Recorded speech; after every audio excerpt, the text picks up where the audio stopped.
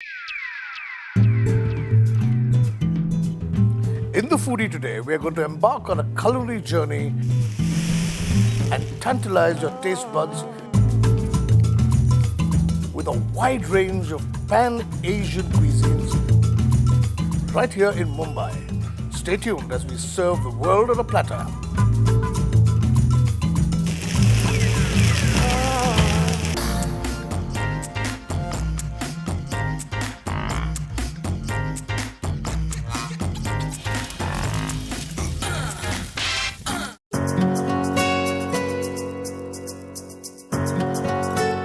Hello and welcome to The Foodie. I'm Kunal Vijayakar. Now, a cuisine that is tickling a lot of Indian palates is the Pan-Asian cuisine. So a little bit of Vietnamese, a little bit of Japanese and other Oriental and Pan-Asian food. So let's go meet the chefs and start cooking and then eating. Come along. With me, Chef Rohan. Rohan, Good evening. good evening. First of all, it's a wonderful place you've got over Thank here. you. Yeah? It's nice, it's open, it's airy, and I believe the cuisine over here is Pan-Asian. Yes, we have Pan-Asian cuisine here, where we serve you Chinese, Japanese. Japanese, we have teppanyaki, sushi, sashimi, California rolls. Okay. Plus, we have a little bit of Indonesian, Vietnamese, a little bit of Singapore. Tell me, this cuisine, Pan-Asian as it's known, is getting fairly popular, isn't it? It is. See, initially we started off like Oriental cuisine, which used to be just Chinese. Normal Chinese food. Normal Yeah. Chinese Yeah. food. Then we started venturing out towards Thai food, where the palate seems to be similar to the Indian palate. That's what. The masalas, the Yes. spiciness, and the Yes. coconut gravy is what we Absolutely. used. Indonesian and Vietnamese is still least known cuisines in the Oriental aspects, but then they are gaining popularity off and on. What are you going to cook for us? Okay, now me and my team of chefs are selected 6 recipes Okay. today. We'll start off with a very innovative kind of a fusion dish, Okay. which is called Mughlai Kaleji ka Kafia. Okay. Okay, we're going to start with this Mughlai Kaleji ka Kafia, which is an Indian dish.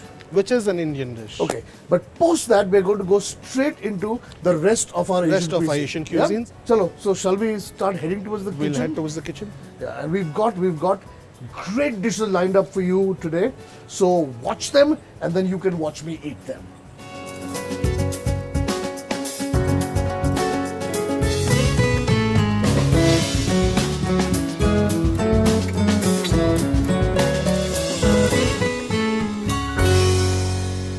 So Ron, we're starting with the kaleji. We'll start off. We'll heat up a pan. Starting with the ghee. Ghee. Say about 1.5 of bay leaf. About 2 sticks of cinnamon. And about 4-5 cloves. And it's already started to crackle. As you can see, it's crackling. We'll add some chopped onions to it. Say about 2 spoons of these. We have to get those onions to a light brown texture. So this is a dish what you can prepare at home also. Now we'll add a little bit of the ginger garlic paste.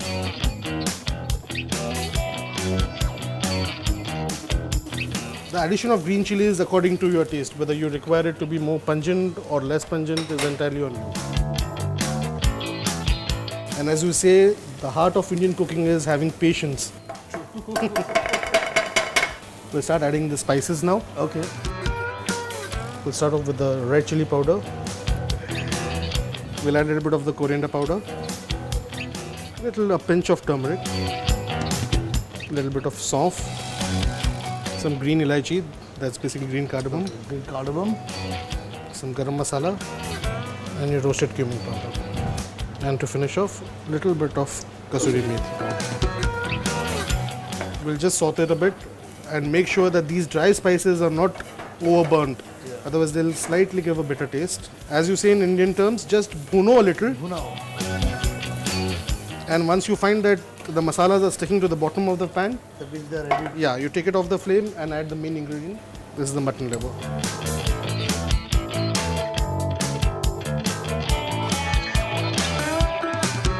Almost immediately after the liver touches the pan, the color of the liver starts changing slightly. And you can get a slight hint of the aroma here. Now this liver also doesn't take too much time to cook, It does it? doesn't take too much time.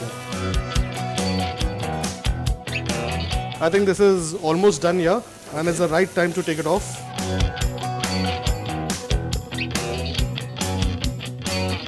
Now what happens? Now what we do is we make a pate out of it. Let it cool down a little bit and just grind it in the And just blender. grind it in a mixer or a blender or something. So all we need to do now to this is that add a little bit of salt, put it in the mixer and grind it to a nice soft silky paste.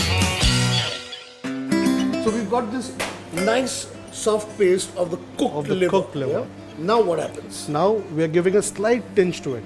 So what I've done is I've added a slight differentiation of taste over here, where I'll stuff it. Oh, so once you bite into it, you get another taste. Other taste. Now the stuffing I'm going to make of processed cheese, which is easily available in the market. Okay. Grated one. I'll add a little bit of chopped onions to it, a little bit of green chili, onions, and your ginger and your salt. So we'll make the mixture first. Okay, so we've taken the processed cheese, some chopped onions to go along with it, a little bit of green chilies, and a little bit of ginger, slight hint of salt. This is ready. So we'll take a little bit of this. The size, again, if you're making it at home, you can keep the sizes according to your liking. Add a little bit of the filling here.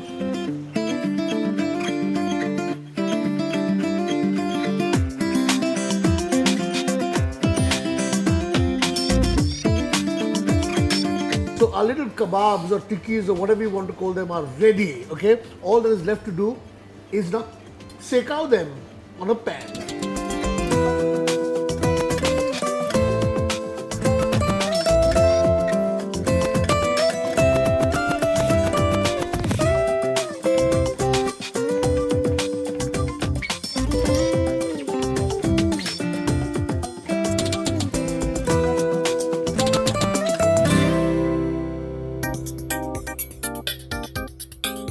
So the dish is called Sanyong, but before that, tell me a little bit about Vietnamese food.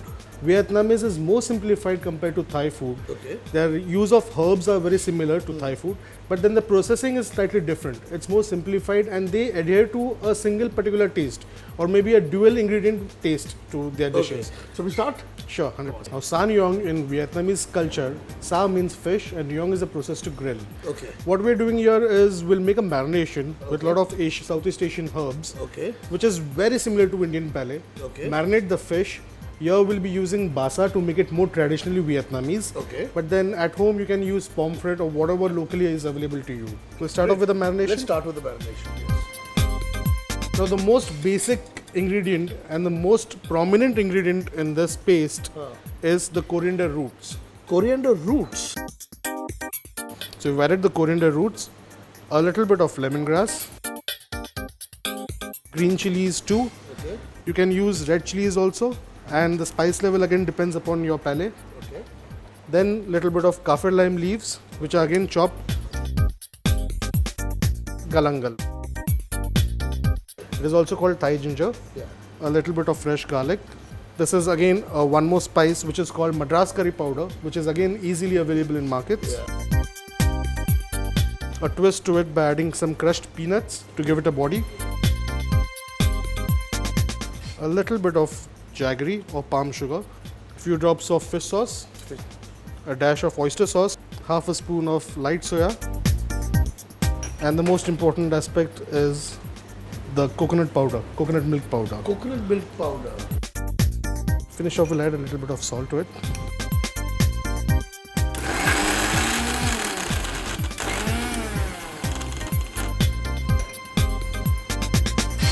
The paste is almost ready now. Okay. We'll take it out in a bowl. So here we are, this lovely marinade with all these wonderful flavors, aromatics and spices. Very in aromatic, it, yeah? very aromatic, sir. Great. One more thing what we're going to do here is before we start marinating the fish, I'm going to add a dash of refined flour, Okay. just so that it gets a coating, the fish gets a coating. Now that the marination is ready, we'll add the fish pieces to it.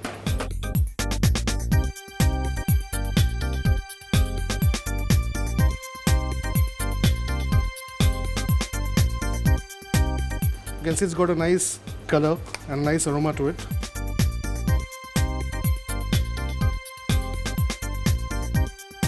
Now this basa, Yeah. does it take long to cook?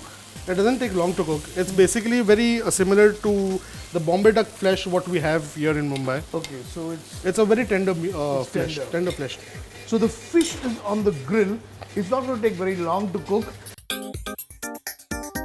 And this fish, when ready, is then served with this lovely salad of Bean sprouts, carrots, little bit of honey, lemon, and black pepper.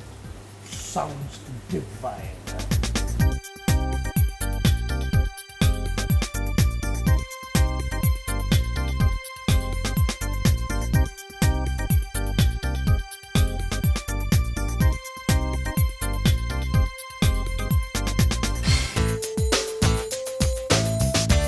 Okay, from Vietnam straight to Thailand, okay? It's a cuisine that we are fairly familiar with. It's a cuisine that we actually all love. And with me is Chef Ram Rana. Yes, How are you, sir? good. What are we going to make? I can see prawns. So what is the dish called? It's Kung Fat Summer Kai. So shall we start? What he's doing is he's preparing the wok over there.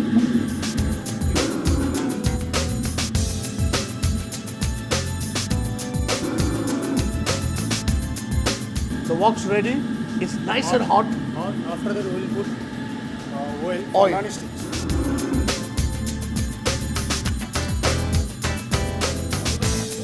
So he's coated the wok with oil. Fresh cooking oil. So I'll add first chopped garlic, Garlic, coriander stems, coriander stems, spice level for spicy, whatever you want, spice, medium spice, more spice, less spice. medium spice.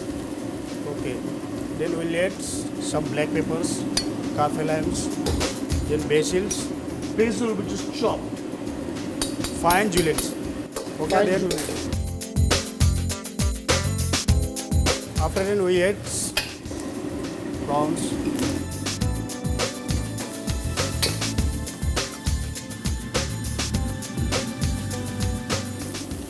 We add fish sauce. Fish sauce, oyster sauce,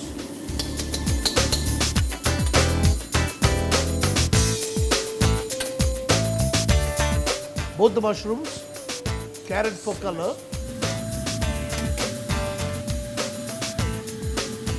We add little waters. little water.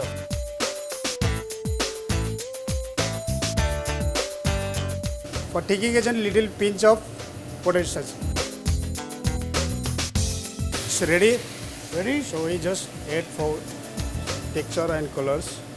A little Drop oil of for oil. it to Shining. shine.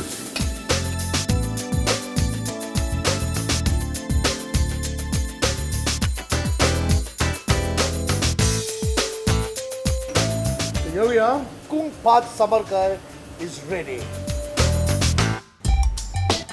And now for a little bit of Japanese food. We've got Chef Vikas with us. Yes. Chef, you know, they say that Japanese food should not only taste good, it should also look good. The Japanese cuisine is a art. So we've got to first experience it with our eyes, after which you experience it with your palate.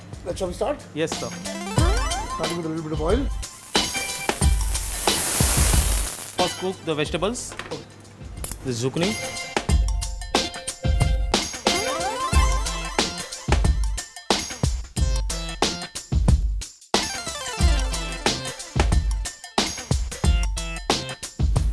Brandy.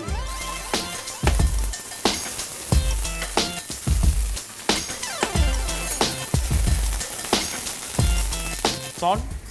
Salt. The crushed black pepper. Butter. The half teaspoon of garlic. And ginger.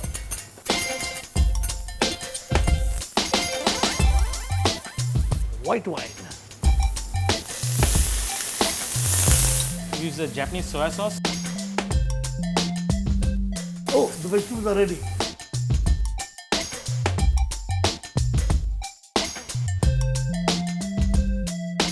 Now to add the prawns. The whole prawn is put onto the teppanyaki iron.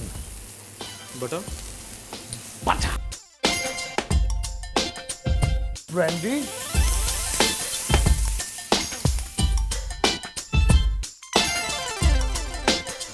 So the prawns are shelled and then deveined.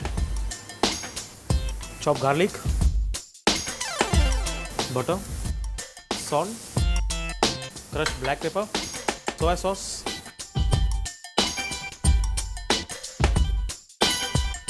lemon juice, white wine, White wine. teriyaki sauce. The flavor is a sweet, salty, and the lemon juice. Sweet, salty, and lemon juice in the teppanyaki Yaki prawns. prawns. Ready for me to eat.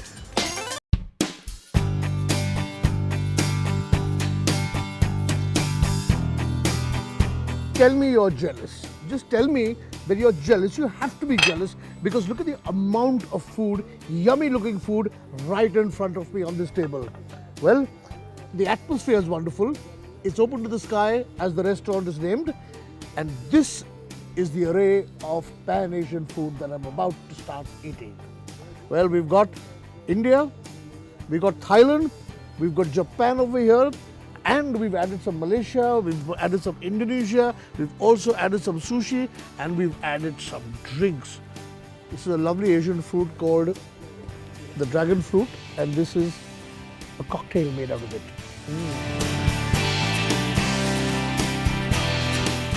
Brilliant. Come on. So we start digging in. I'm going to start with the Indian.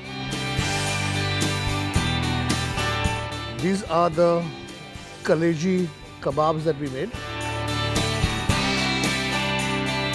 Indian food doesn't taste good unless you've got pyaz.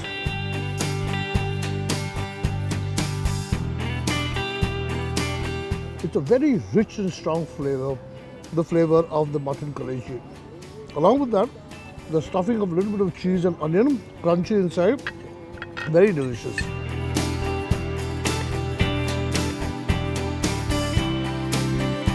Along with that, chef sent me some prawns which have been marinated in sandal paste.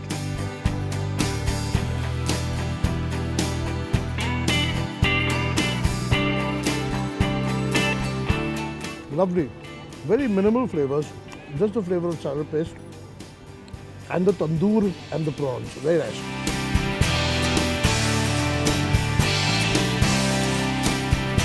I'll go for the fish now. If you remember, this fish was marinated in a lot of aromatics. Galangal, kaffir lime, lemongrass. Extremely aromatic, fragrant, soft, lovely. I'm going to try some of this. A little bit of prawn, a little bit of the shirataki mushroom.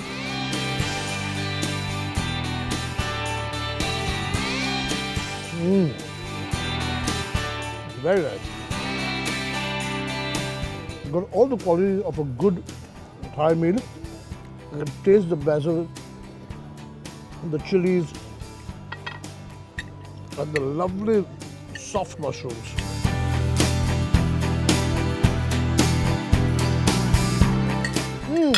Now what shall I have? Chef has served me some Concord.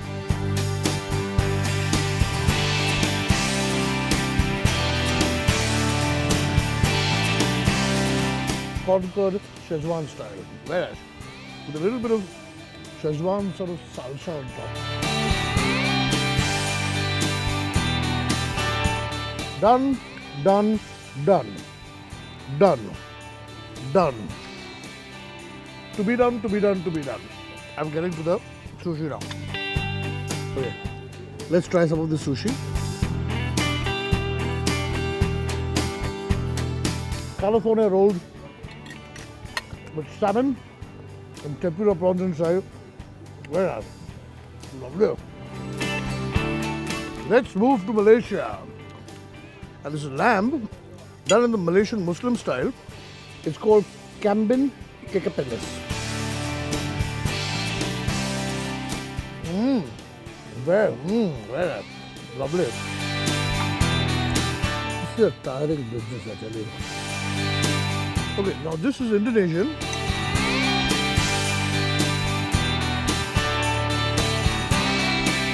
What is left? I've got some dim sum here.